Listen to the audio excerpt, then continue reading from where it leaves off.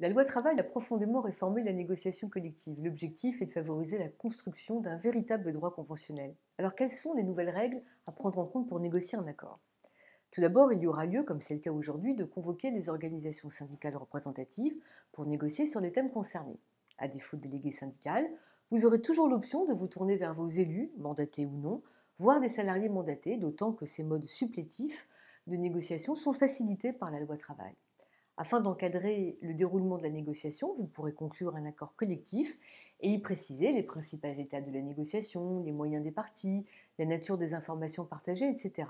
À défaut, vous devrez vous référer à l'accord de branche qui doit définir la méthode de négociation quand les entreprises n'ont pas conclu d'accord de méthode.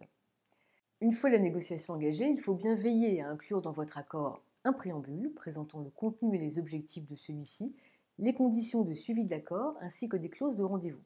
Ces clauses sont obligatoires, mais leur absence n'entraîne pas la nullité de l'accord. Prenez également soin de bien préciser la durée de votre accord qui, comme par le passé, peut être à durée indéterminée ou déterminée. Si vous ne précisez rien, votre accord sera conclu pour une durée de 5 ans.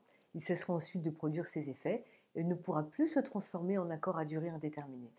Une fois l'accord conclu, il sera soumis aux nouvelles règles de majorité.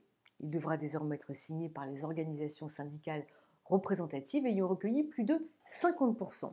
Ce seuil s'appréciant en fonction des suffrages exprimés en faveur des syndicats représentatifs.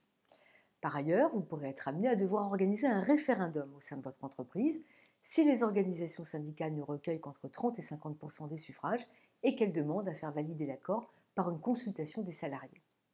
Quand est-ce que ces nouvelles règles s'appliquent? Elles s'appliquent depuis le 10 août aux accords de préservation et de développement de l'emploi, à compter du 1er janvier 2017 pour les accords sur la durée du travail et les congés, enfin à partir du 1er septembre 2019 pour les autres accords.